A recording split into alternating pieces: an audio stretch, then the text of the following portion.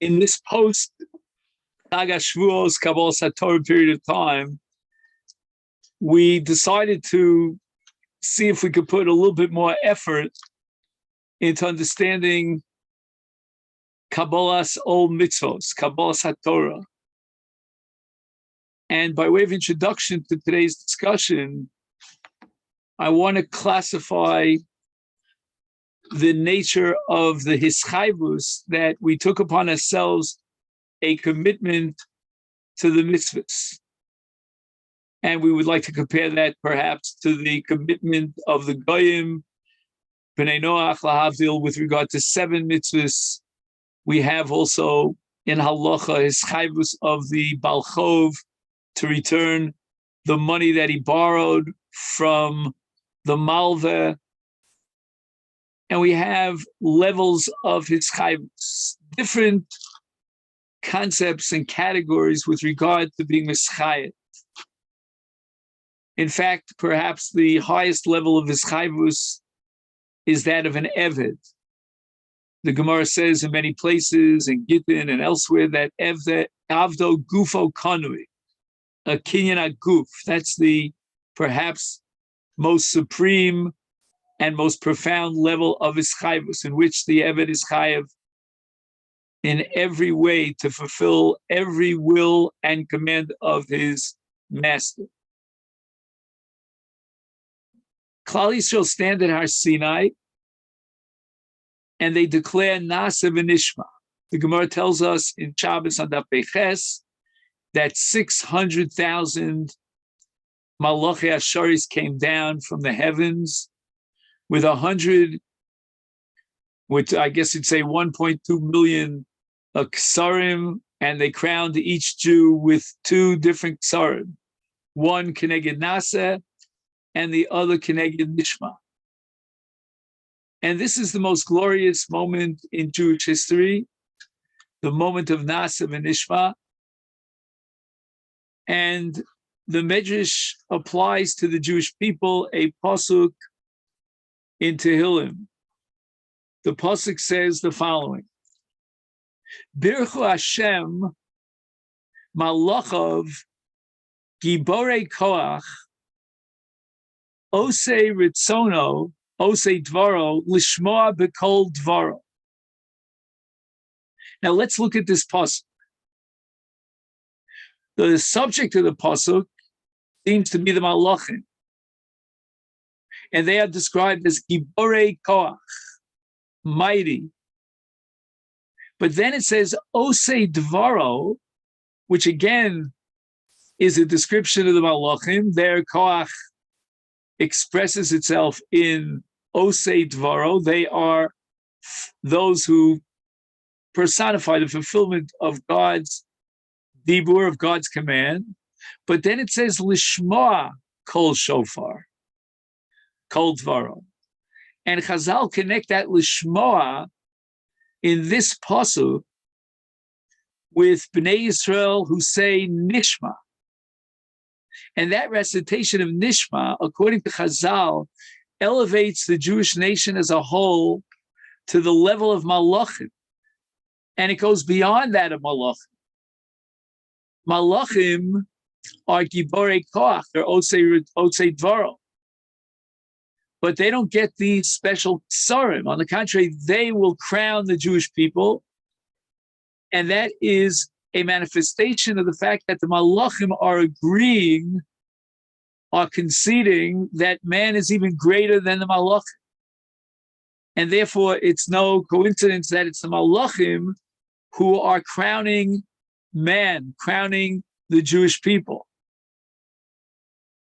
And this hischayvus of the Jewish people of Naaseh ViNishma, according to Chazal, the emphasis is on hikdimu Naaseh l'nishma. And Chazal say that when a person reaches a very, very high achievement of a commitment, of a level of commitment, then we could only compare him to Malachei Asharis, whose commitment is total and absolute, but man even supersedes the Malachim. And the Malachim therefore come down from the heavens and they give these ksarim to Klal Yisrael. Why is it that Hikdimu Naaseh ViNishma, that Dafka, the Naaseh before the Nishma, would glorify the Jewish people and bring them to the highest level? At that glorious moment, the summit of Jewish history. And the Mefarshim are all at loss here because Hikdimu Naaseh LeNishma. What does that mean? They said Naaseh, Naaseh what? It's not even meaningful to speak about Naaseh without Nishma. So obviously, the Naaseh was for the purpose of Nishma, meaning we will do what we will hear. And in fact, the Pasuk says, Kol asher diber Hashem, Naaseh ViNishma. So the beginning of the Pasuk is Kol asher diber Hashem. Obviously, the Naaseh is related to and is a hemshech of Kol asher diber Hashem. But you can't say two things, a human being can't say two things simultaneously. So the commitment was made that whatever we will hear, Naaseh. What's the emphasis here on Hikdimu Naaseh ViNishma? What's the Kedima here? That they said Naaseh before Nishma. Obviously, what they meant by Naaseh was, we'll do whatever you tell us to do. We'll obey your every command, which in itself is glorious. But the emphasis in Chazal is on Hikdimu Naaseh ViNishma. Try to, wrap our heads around that. Another question that we want to ask is that Chazal elsewhere quote that same pasuk in a totally different context, and that is with regard to Shomrei Shvius. At the beginning of Parshas Bahar, Chazal describe the Shomrei Shvius, those who allow for anyone to come into their field, the poor people, etc., on the seventh year of the Shemitah cycle, and they watch as the products of their labor of the sixth year are being taken and collected by others. And they have the power to do so, and to watch people coming into their fields. Could you just imagine it? If you're a farmer and you produce year after year, and every year you reap the produce, and now comes a year, and day after day, not just one day, not just 1 week, but 12 full months, you watch as the people come in, the fields are open, accessible to all, and you allow this to go on against the Yetzer Hara. The anti-forces will tell you, how do you do this? How do you let them come in? So Chazal say, because we are Giborei Koach, we can reach the level of Malachim. Our commitment to the mitzvah of Hashem is total, and let the Aniyim come in.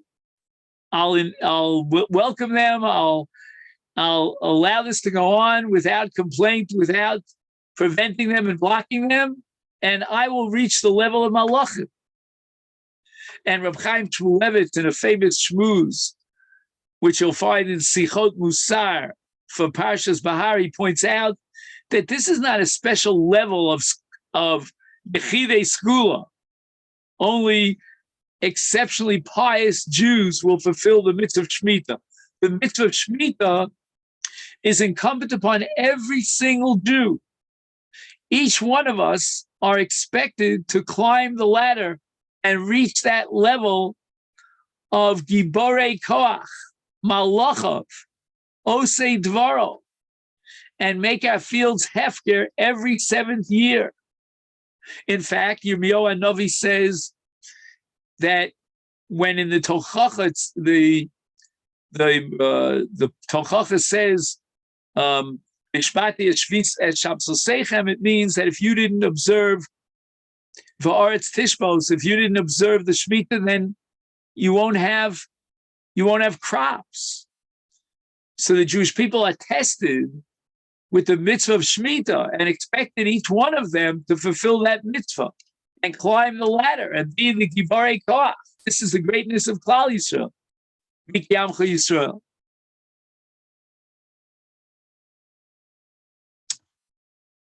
So we see very clearly that this pasuk indicates the ability of the Jew to overcome all the impediments and the barriers to fulfill the great mitzvos and to achieve a level that even supersedes that of the Malachi Asharis.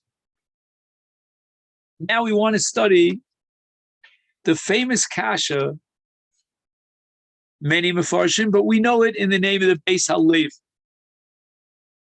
And this is the Beis HaLevi in Drush Yud Zayin. He quotes a Rambam in the 11th chapter of Hilchas Mechira. And the Rambam writes, Im chiev atzmo b'dover sheino kotzuv, kigon sha'amar hareini chayev lazunoscha o leksuscha chamesh shanim, afal picha kanu v'yado lo nishtabit. The Rambam writes that there's a kind of a shibud that even if you do a kinyan, kanu v'yado means a kinyan sudar, on this kind of his chayvus, it's not binding. You will not be held responsible for that kind of ischayvus. What kind of ischayvus is it? A davar she'ein lo kitzva. It doesn't have a set amount. It's not well defined. There's no end to it. It's continuous, and you cannot pinpoint a number and say that when he reaches that number, he has fulfilled his ischayvus. It goes on and on ad infinitum. That's a davar she'ein lo kitzva, and the Rambam says that ischayvus is batel umavutal. It's not chal at all. So if a person says with a kinyan sudar, I will support you for 5 years, it's a davar she'ein lo kitzva.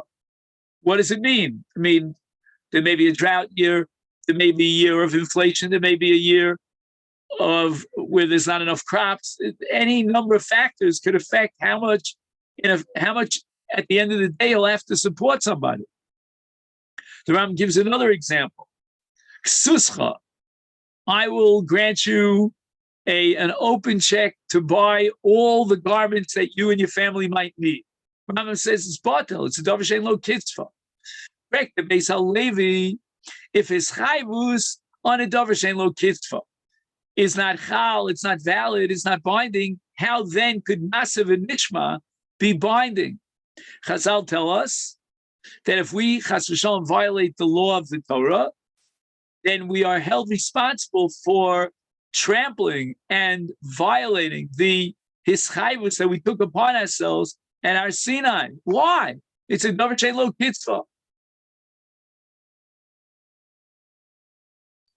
So therefore, the Beis HaLevi says when they were makabel, our forefathers makabel l'kayim Torah mitzvahs, and they didn't even know exactly what that entails, because Naaseh l'shnei ViNishma, he says that's like a person who says to someone else that I'm going to be chayev to you for whatever, I don't know what, whatever you tell me, It's not binding. So why is it that we are held responsible, chas v'shalom, for violating Naaseh ViNishma? The Beis HaLevi points out that in a case of this kind and category of ischayvus, you can't be held responsible. And this is what's called modah rabal oraisa. The Gemara says modah rabal oraisa because of kaf aleim har kigigas. But forget about kaf aleim har kigigas. We have another modah rabal oraisa.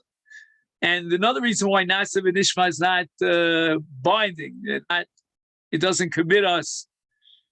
Forget about Kaf Aleim Har Kigigas, and we were on Nusim and Hadar Kivu B'Mei Chashvesh. Let's leave that all out. If you want to know Modah Rabbah, why the Naaseh ViNishma is not binding, simply quote the Rambam in the 11th chapter of Hilchos Mechira about a davar she'ein lo kitzva. Furthermore, the Rambam says that his chayavnu b'maimer ar Sinai l'kayim es haTorah havi davar she'ein bo mamish. Right? You have to have a davar she'ein bo mamish. I was mischayev on a sum of money, but what's this chayvus to do the 613 mitzvahs? That's a davar she'ein bo mamish. So I can promise you that I'll take out the rubbish, as the British call it, right? It's not binding. It's a davar shein bo mamish. An action, a maisa, is a davar shein bo mamish. And a person should be good for his word, and he should be bal and muna and so forth and so on, but it's not technically halachically binding. We really could reduce the issue of the Beis Halevi to a twofold problem. First of all, a davar shein lo kitzva, and secondly, a davar shein bo mamish. The bottom line is that this chayvus that we took upon ourselves at our Sinai is not binding.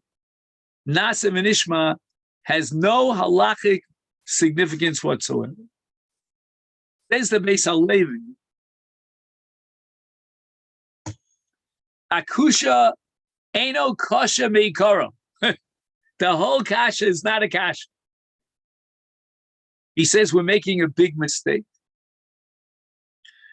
Akusha meikara lesa. The Rambam is correct that a person who's makabel on himself to do something, it's davar shein bo mamish. If he obligates himself on a davar shein lo kitzva, it's endless, undefined, it's not binding. However, the Rambam does not deny that a person could sell himself as an eved. And here the Beis Halevi says that an eved is chayav to do whatever his master commands him.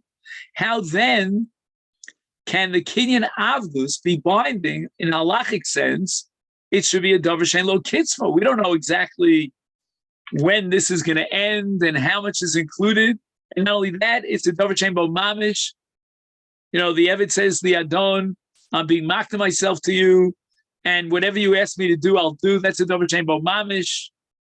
So how would the Rambam himself understand the hischayvus of kinyan avdus?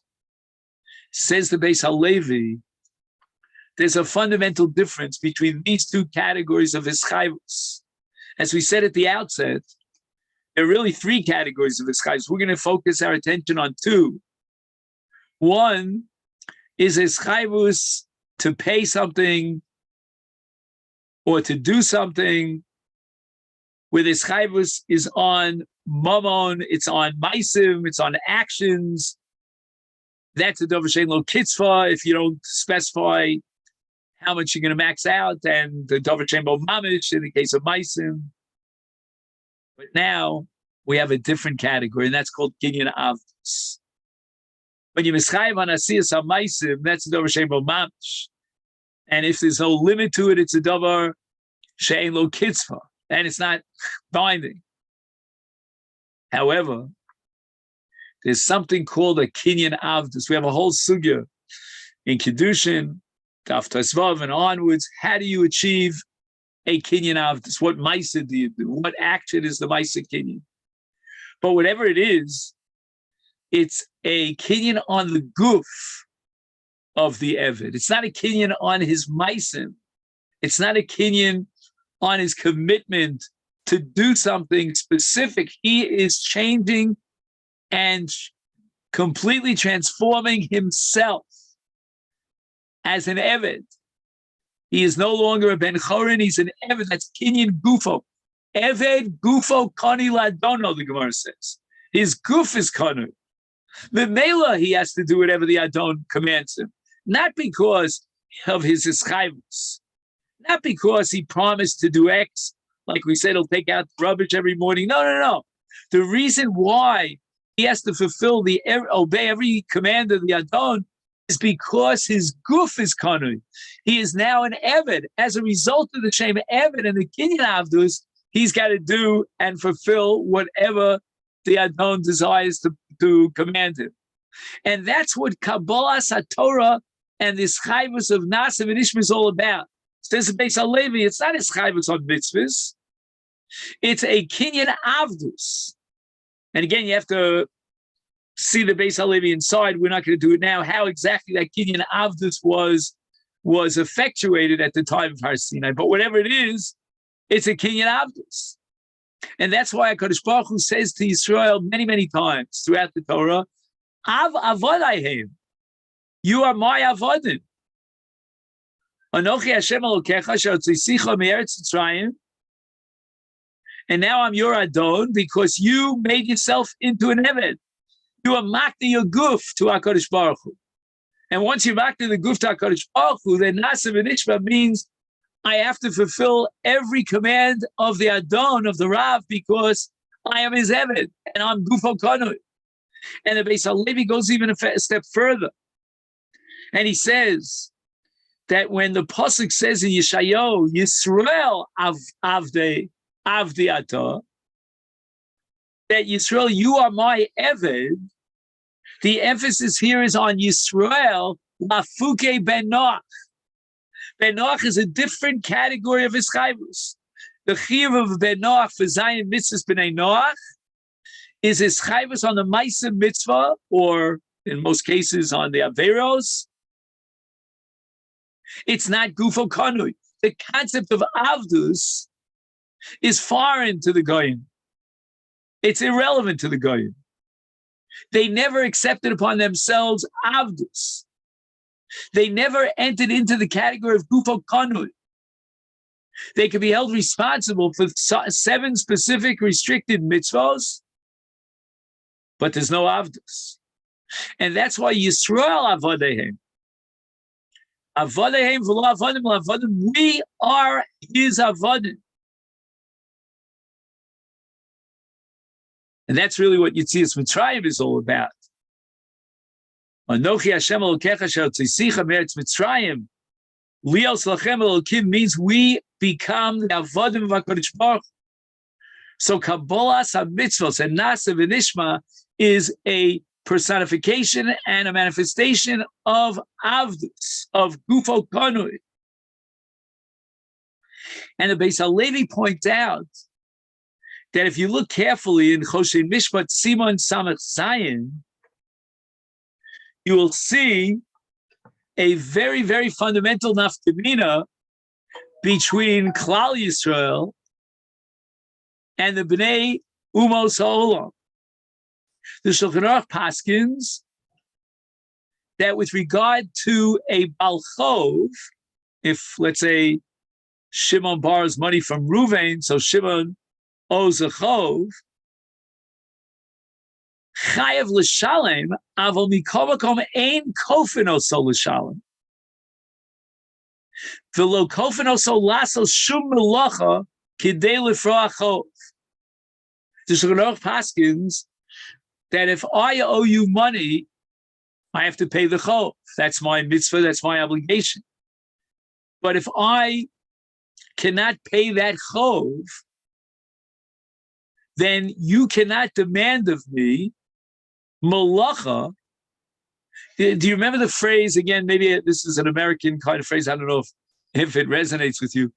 I'll wash the dishes, like you go to a restaurant, and at the end of the day, they give you a bill, and there's no money in your pocket, whatever reason. You forgot your pocket. I'll wash the dishes. In Halacha, there's no such thing as I'll wash the dishes. We cannot force you to wash the dishes. And the Machaber writes, "Lefisha ein gufo shel balchov koni lamalva." The malva does not have a kinyan on the guf, even though there are phrases in Chazal that seem to indicate that the lova is an eved to the malva, but that's not to be taken literally. Those are like hyperboles. A lova has a chov, and he's committed to pay up. He's got to pay up. When he has the money, he'll pay up. But we can't force him to do any malacha. He's not an eved. Says the Beis HaLevi, that's a Ben Noach. The Ben Noach is like the Baal Chov. He's obligated to implement, and he's enjoined from violating any of the 7 mitzvahs b'nei Noach, but he's not an eved. And therefore, you cannot be kofa olav. You can't force him to do work. And he writes, the Beis HaLevi, and this is the point I really wanted to share with you today. I think this is the breakthrough of the Beis HaLevi.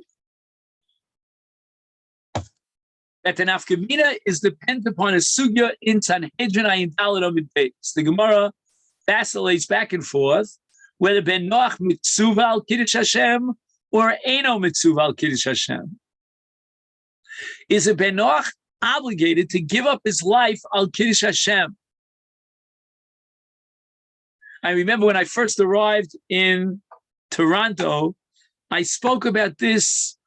We had a presentation for the new Kollel, Zichron Dov, And the different members of the Kollel, Rabbi Kachina, myself, and all the 4 members of the Kollel, each one during a different part of this sort of round robin would get up and say a Dvar Torah. I spoke about Avram Avinu at the Akedah. Avram Avinu at the Kivshon HaEsh with Nimrod. And I pointed out that the Mefarshim don't understand why Avram Avinu felt that in order to avoid bowing down to Nimrod, who was, he set himself up as an idol, Avram was willing to get thrust into the Kivshon HaEsh. And they all asked the question because Avram Avinu had the status of a Ben Noach. And Ben Noach is not Mitzvah al Kiddush Hashem. That's the maskana of the Sugya in Sanhedrin. A Ben Noach doesn't have an 8th mitzvah of Kiddush Hashem. He only has 7. But a Ben Yisrael, B'niktashti b'tof B'nei Yisrael, he is committed, he's obligated, even if need be, to give up his life in certain situations al Kiddush Hashem. Says the Beis HaLevi, there's a clear-cut distinction here between a Ben Noach and a Yisrael. A Ben Noach is a Baal Chov. He took upon himself as a Chov to fulfill the Zayim Mitzvahs B'nai Noach. But there was no Kinyan HaGuf. His Guf was never acquired in the context of that his Chayvus. That his Chayvus is that of a Baal Chov. It means he's got to do whatever he can to fulfill the Maisa Mitzvah of Piron Chov. But his Guf remained outside of the Kinyan. In contrast, Klal Yisrael reached the level of Gufo Kanui, of Avdus, Avadayhen. And hence, the mitzvah of Kiddush Hashem is only applicable to a Yisrael and not to a Ben Noach. And on this, the Beis HaLevi concludes this presentation by quoting a Mechilta in Shmos Yutes on the pasuk V'yisem li skula mikol ha'amim. You are unique amongst the nations. Li, says the Mechilta, knuyim li. That's what makes us unique. That's how skula bein ha'amim, according to the Mechilta. And knuyim li, says the Beis HaLevi, refers and reflects on that dimension of avdus, of a Kinyan Guf. We are knuyim ta'kodesh baruch Hu. That makes us an am skula. That makes us unique in contrast to the Umas Olam. And the Beis HaLevi takes it in a certain direction. I'll mention it, but I want to take it in a slightly different direction. And that is Zos Chukas HaTorah, Adam ki yamas ba'oel, shememis atzmo bo'hela shel Torah. That means a Jew has to be willing, for the sake of the Torah, to give up his life. I would like to take this a slightly different direction. Yes, Talmud Torah requires a tremendous amount of yigia and Adam Kiyamos, even a Mesiras Nefesh for Torah. I mean, you can talk about Gedolei Yisrael and what they did for the sake of Talmud Torah. There's stories abound, there's no end to it. But I'd like to take it a slightly different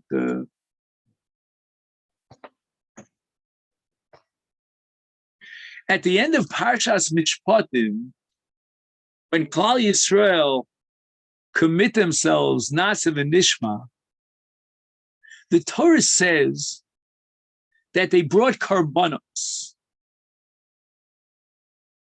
And the Gemara in Krisos on Daf Tes derives from those karbanos, which are brought at the end of Parshas Mishpatim, the halacha of gerus, that a ger has to bring his karban.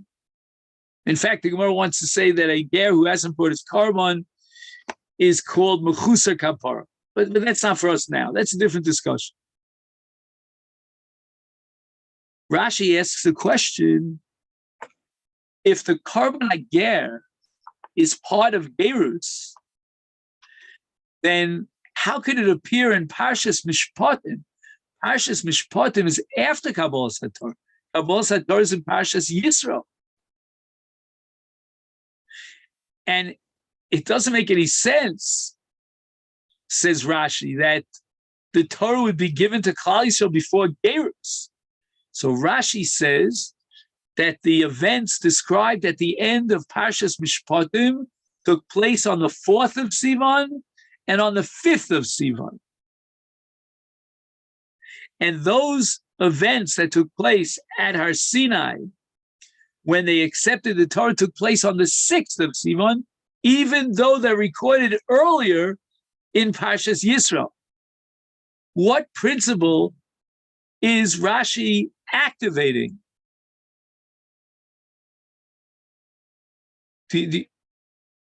Are you with me?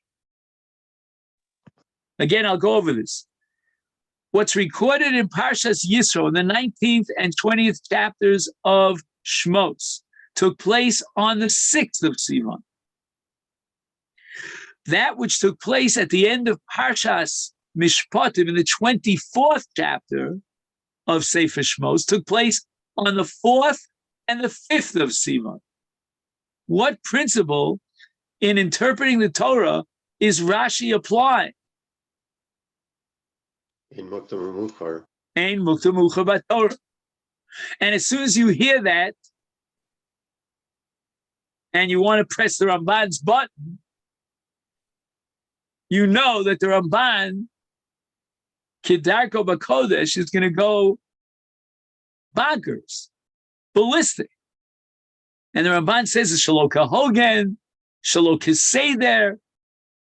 So Ramban comes to the conclusion that all the events recorded in Parshas Mishpatim took place on the 7th of Sivan, thus observing the integrity and the chronology of the Torah, the way it flows from Yisro. And the Ramban says at the end of Parshas Yisro, after Matan Torah, Hashem, to give chizuk, repeated the severity of the Isra Avodah Zarah, and then he gave them the Mishpatim. And therefore, at the end of Parshas Mishpatim, that's when Moshe Rabbeinu transmits the Mishpatim on the 7th of Sivan, after Matan Torah, and that's when the Karbanos of the Gera brought. And the Psukim seem to be mashma strongly in favor of the Ramban, because the Torah mentions the Mishpatim. Rashi says it's a reference to the mitzvahs that were given at Mora. I mean, Rashi really works overtime to try to defend his shita of Ein Mukta Mukhar B'Torah. But although, again, pardon this phrase, I think the Ramban is right from the perspective of Pshuto Shel Mikra, and I think if you go through with the long Ramban, he really rips it into Rashi. And he has me at least convinced that he's right. But I can't understand the Ramban on a halachic level. He may have the upper hand in Parshanut, as we call it, in interpreting Psukim. But we are committed to halacha. And here Rashi has the upper hand, because the halacha is that a ger has to bring his carbon before his gerus is complete. The Gemara asks, what do we do that we don't have karbanos? Can we accept gerim? What a revolutionary question. And the Gemara has to come up with a special pasuk that allows a concession during the time post-Churban to allow gerim to enter into Klal Yisrael without that carbon. And I always imagine that Sheibada Beis Hamikdash, all the gerim are going to come out from all over the lineup in a straw, there'll be a long queue, as they call it, right, to bring their karbanos, because a ger, now that the mikdash is standing, he's got to bring his carbon.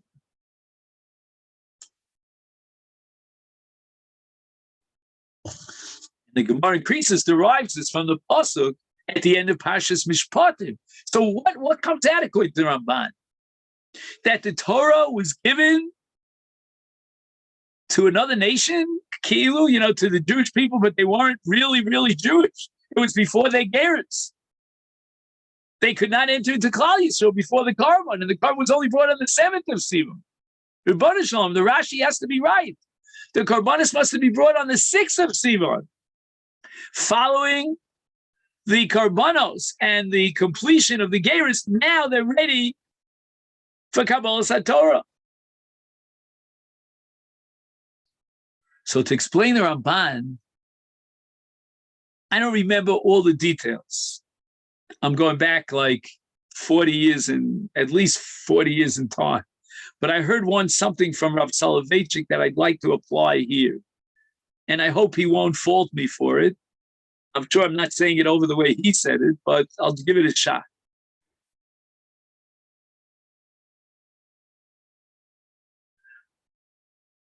And in this context, I'm a little bit different than the Mechilta, the way Rabbi Mirsky understood the Mechilta and defined the Kinyan Avos. Anochi Hashem Elokecha asher hotzeisecha me'eretz Mitzrayim. You were avodim to Paro, now you're my avodehem. And Avdus is a very, very extensive Kinyan. But if I would take Taryag mitzvahs and categorize them under two categories, I mean, there are a million ways of doing that, but I would put 612 in one category and Kiddush Hashem in another category. Kiddush Hashem is a separate category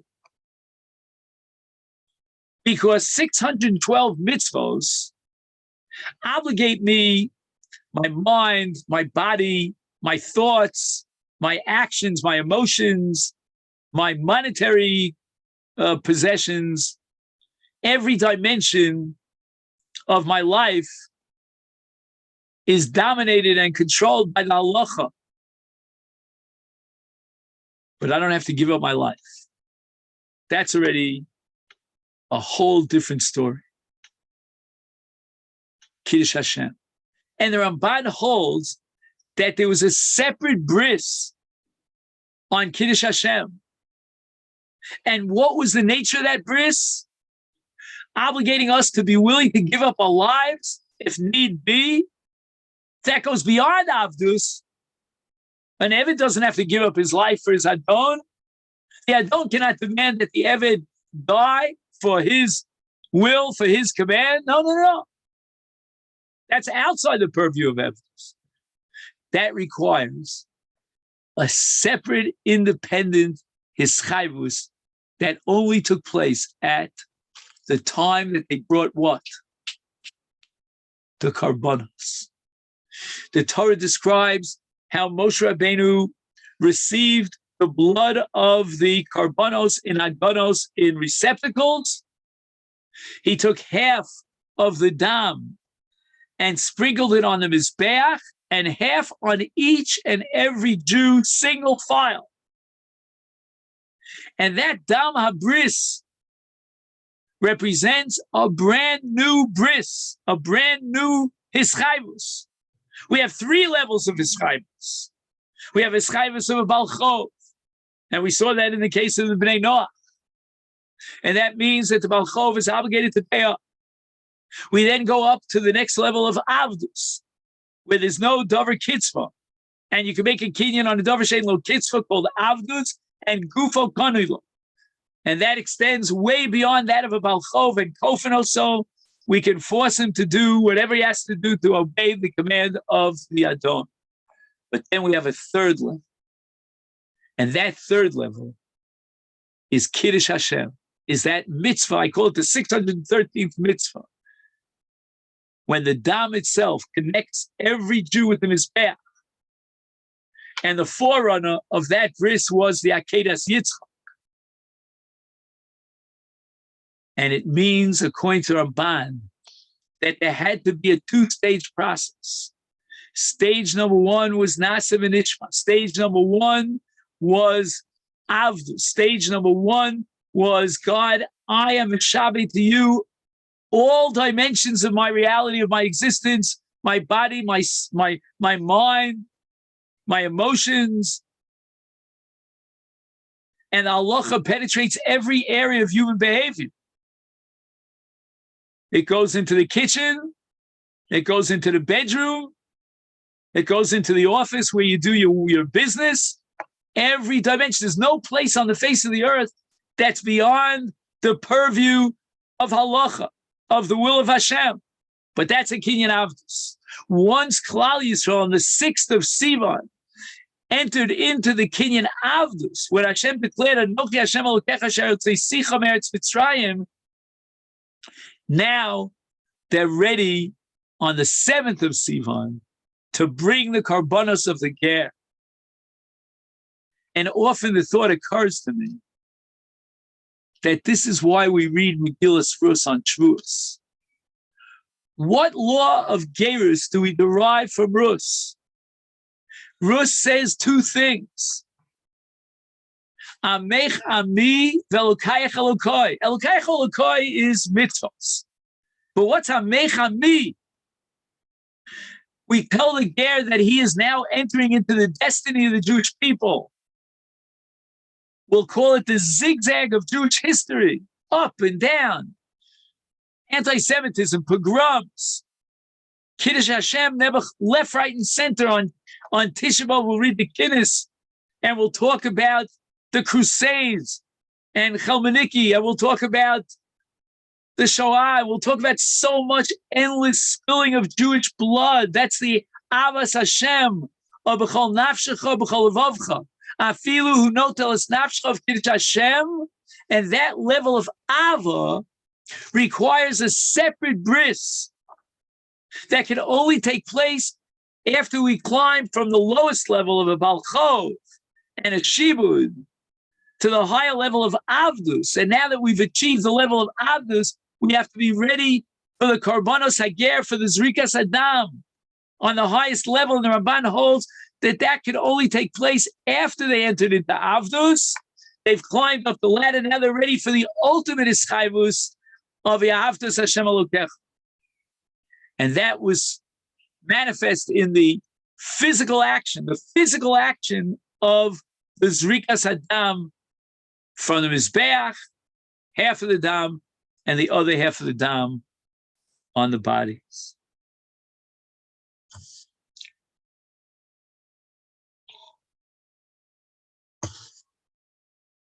The Chidah, moving on, asks the same kasha as the Beis HaLevi, but offers a totally different approach.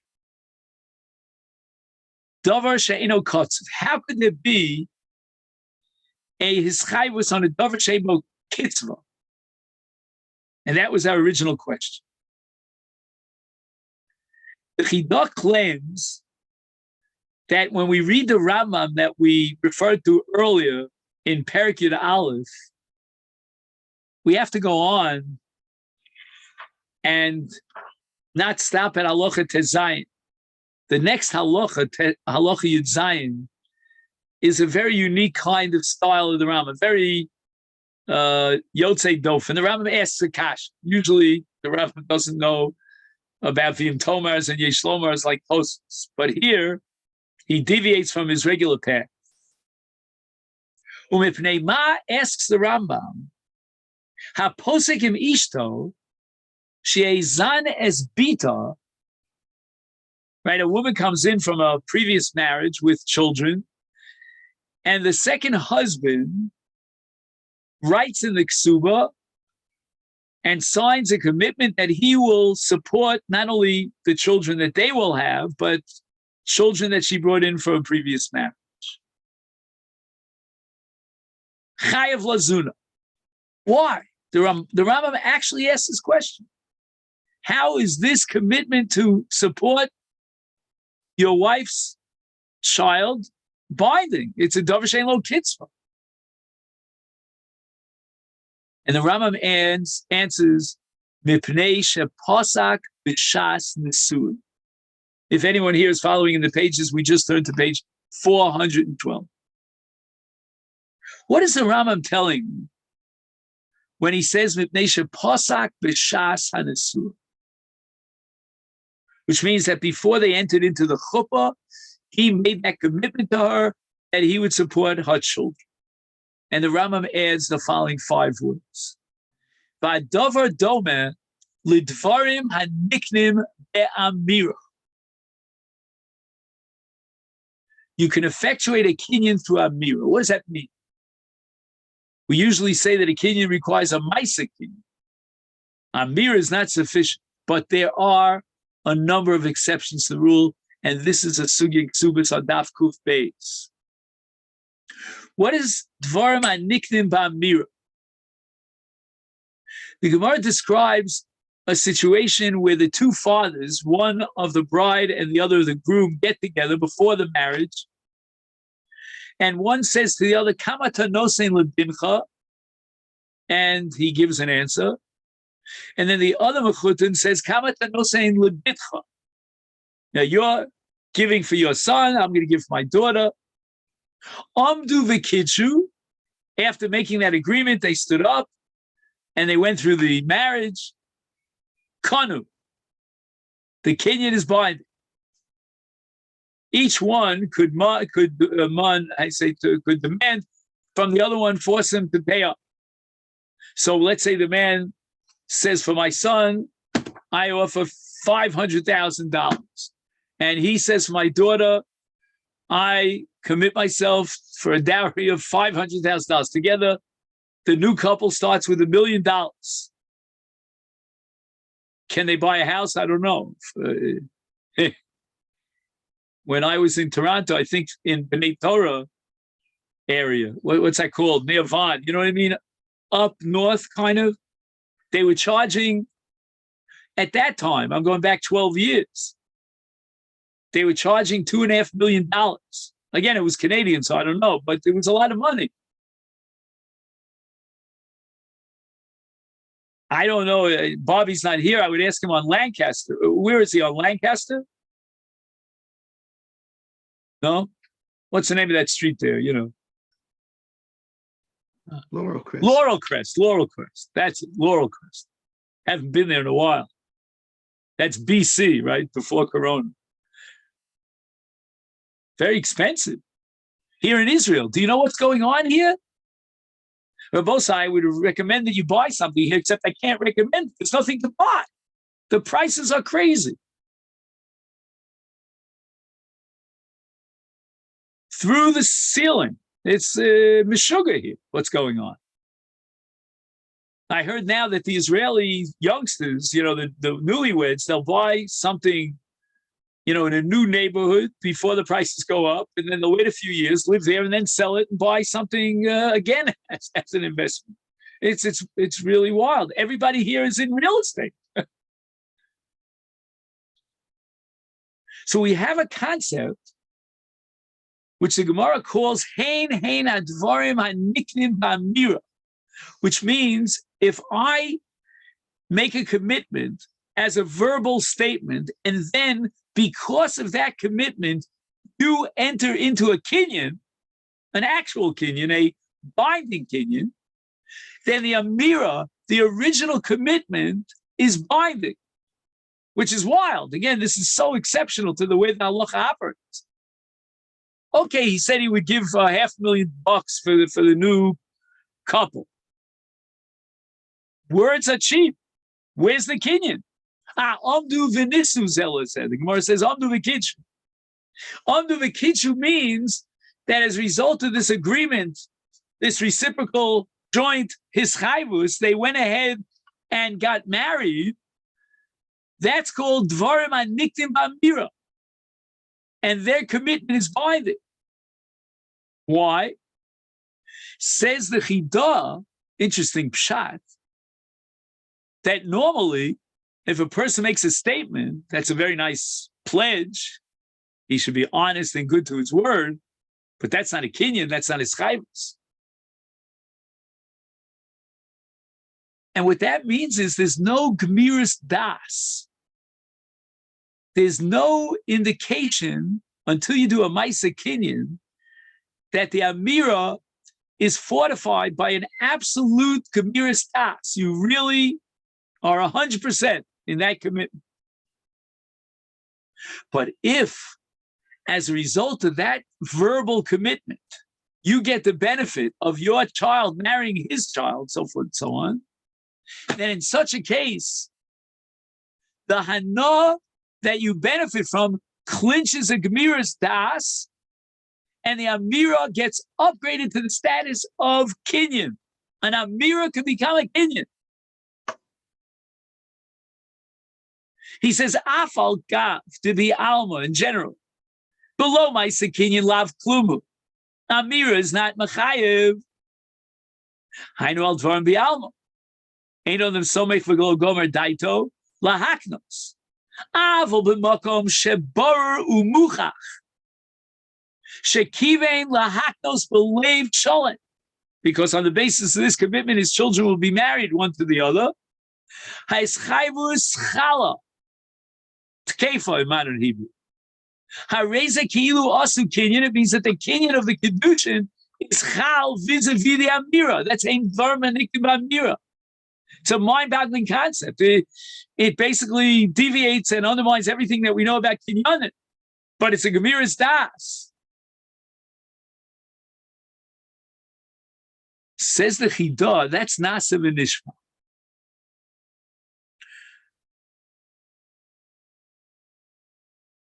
Kabbalas HaTorah is a marriage. And each side makes his chayvus. And hein advar ma'niknim ba'amir. The giving of the Torah, in and of itself, is like a Maisa Kedushin. And therefore, there's Gemiras Das on any chayvus that brought about the Nesinas HaTorah, the Mesiras HaTorah. HaKadosh Baruch Hu says, you know what? You said Naaseh ViNishma. You made that declaration. You committed yourself. I'll give you the Torah. The Torah is now the marriage. It's like the Kedushin of Hein Advar Ma'niktim Ba'amira. And he says that Har Sinai is a chuppah. It's Nesuin. Also based on the Mechilta, that the Mechilta compares Klal Yisrael to the Chasan, to the Kala, and HaKadosh Baruch Hu to the Chasan.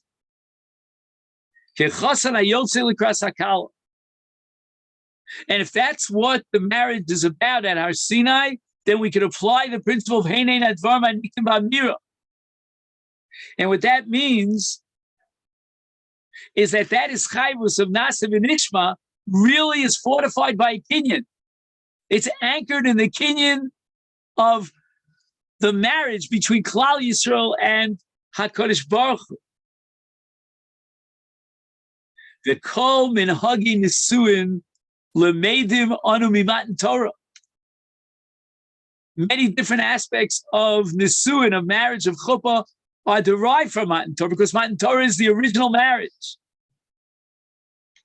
HaKadosh Baruch Hu mares atzmo kechasan mul hakala Knesses Yisrael. V'lachein machniset hachasan v'kala tachas hachuppah al shem hapasuk v'yisyatzvu b'tachtis hahar. V'kevon shepasak harama she'eschayvus adam she'eschayv b'shas nesuin. A man says, I will support your daughter from a different marriage. Says the Rambam, that his chayvus is binding because it was made over, meaning prior to the nesuin, to the chuppah, and the chuppah clinches it. The yesh la tokef. Afal gavdu his chayvus al dover shenu katzuv. It's nevertheless binding because after that they went into the chuppah. There was nesuin based on that amira, and that's a complete gemiras das, and it's binding its kona. Al kain is chayvusam shel Yisrael, says the Chidah, ben Naaseh ViNishma mechayeves osam lekayim es kol haTorah v'amitzvos. The havi kishas nesuin, the shiny shas nesuin, the hein advar v'niknim be'amira. And the Medrash says so beautifully, Omar HaKadosh Baruch Hu Yisrael. Bonai Yukorin a Parsha Zos, the Parsha Matan Torah B'chol Shana, Bani Mala Alechem. Ki'ilu atem omdim lefanai bar Sinai u'makablim es HaTorah. Every year, when we accept the Torah, it's as if we are standing at our Sinai with a new Kabbalas HaTorah. Shenemar bayom hazeh bo midbar Sinai emasai b'chodesh hashlishi b'chol shana. B'shasha korim parshas Matan Torah, mischadesh ma'amed Har Sinai v'chozer v'nir yom chasunaso v'yom simchas libo. This is the great simcha of Chag HaShavuos. And it's all based on the analogy, the equation between Matan Torah and Nisuin and Kedushin. And the Chachamim said the Chag HaShavuos is Yom HaNisuin. And they call Chag HaShavuos Shabbos Kala. It's like the Badekin Shabbos or the Chassan's Shabbos.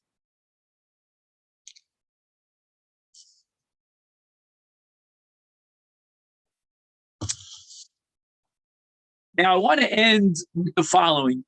Am I mistaken that you'll be reading Parshas Ba'aloscha this Shabbos? Is that correct?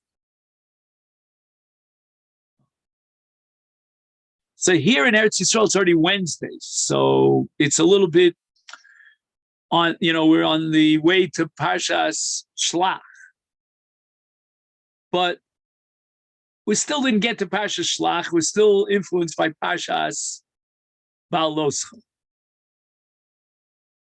And I'd like to mention an idea that I heard from my Rebbe that always impacted on me.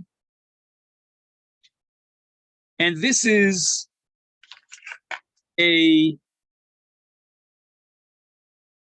parsha in Zechariah Novi that we'll read.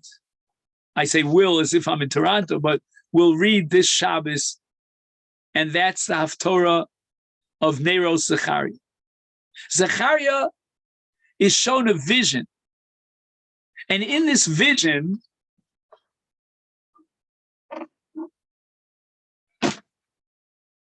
he is shown a beautiful, beautiful, stunning, glorious candelabra. I'll read to you a few of the psukim here for this week's parsha, this week's Haftorah. It says,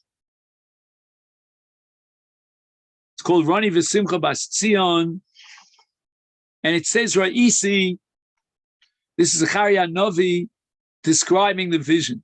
V'hinei menoras zahav kula. It's a beautiful golden candelabra. The Gulal wrote Shava Shiva Nerasel Lea. Shiva Shiva. He goes on to talk about Shnayim Zaysim, which Chazal identifies the Shemana Mishcha that was used to sanctify the Klei HaMikdash. And twice, the Malach who's showing this vision to Zechariah Novi asks him, Ma Torah, what do you see? On a deeper level, what is the symbolic message of this vision? Twice, the Navi, Zechariah, responds by saying, Lo Yadati.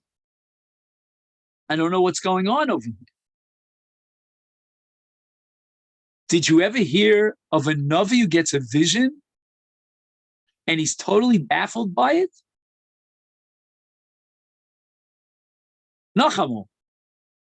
Va'ad va'omer la'malach hadover bi ma'ela adoni. What am I seeing? Va'yad ha'malach hadover bi va'yomer elai halo yadata. Va'omer lo adoni. It's the strangest parsha, and we read it in Haftorah twice a year. And va'yad ha'malach va'yomer elai edvar Hashem el Zerubbabel. So I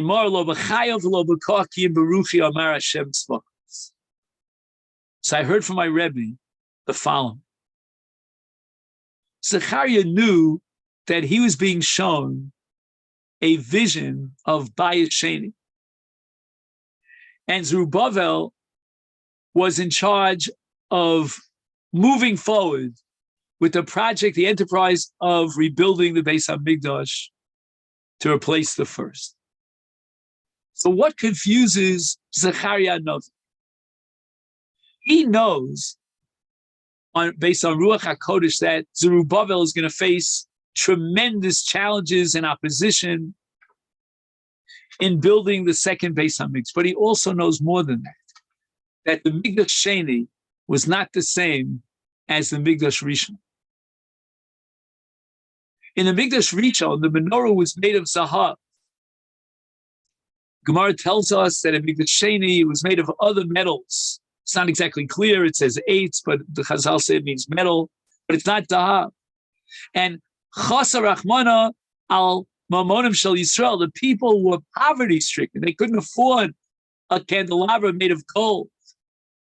They were so poor, the Gemara tells us in Tainus, that at that time of Bayis Sheni, they instituted Havdalah B'chonei Nadas because they couldn't afford a cup of wine to make Havdalah on. But the period of Bayis Sheni and the Bayis itself is radically inferior to the first Bayis. The Gemara says in Yuma that there were 5 things in Bayis Rishon that were gone in Bayis Sheni. They didn't exist in Bayis Sheni. And there was no Shemen HaMishpah. And the Luchos were beginning. And there was no Eish Min HaShamayim. The second Bayis did not shine up by any stretch of measurement to the first Bayis. Ma Eila Adoni. Zechariah says, I know what you're showing me, but I don't understand it. This is not a true reflection of what I know is going to be Bayis Sheni. And Reb Chaim says that what Zechariah Novi did not know, and the Malach is going to tell him now, Lo B'koach, Lo B'chayil, is that what we're talking about here is not Bayis Sheni, but Bayis Shlishi. Because we paskin Kidshel L'Shaitav and Kidshel Asid Lovo, and the Bayis Shlishi is an extension of Bayis Sheni. And the Bayis Shlishi will be the most glorious, beautiful Bayis. So my Rebbe said the following. Why is this parsha, this haftorah of Zechariah, so important? It's so profound. Because lo b'koach, v'lo b'chayil. Zechariah, don't judge Bayis Sheni by externalities, by materialism, by physical external beauty and grandeur, but rather ki im beruchi omar Hashem. What is the great, profound ruach of Bayis Sheni? And the Rav spoke about Hanukkah. Bayis Sheni is not just poverty. It's not just the inability of the Jewish people to recite Havdalah on a kos yayin, and the inability to create a Mikdash that would measure up to the first Mikdash. Bayis Sheni is a period of tztukim. It's a period of machlokes. It's a period of Hellenism. Bayis Sheni is a very gloomy picture of Jewish history. But ki im beruchi. There's a light at the end of the tunnel. There's reason and rhyme to optimism and faith, even in the most difficult times. When it's lo b'kochi v'lo b'chayil, I cannot defeat my enemies physically. But ki im beruchi, the message of optimism, of emunah and faith, is that it's the ruach, it's the spirit of Hashem that inspires us, that projects us forward, even in the most difficult times, both nationally and even in a person's own life. Times of darkness, but there's a light at the end, and the light is the light of the menorah. And that light is Bokeh Derech HaChoshech. And that teaches us that we have to rely on Ruchi. And I always think of what my father used to say, what great buildings in architecture did the Jewish people build? They didn't build the Colosseum or the Tower of Pisa or any of those bridges. That's not what we're famous for. We're not necessarily famous for the greatest contributions to art. But Ki Im Beruchi, our contribution as a unique people Ki am li skula b'kol. We are ruchi. And we have to take this message to heart.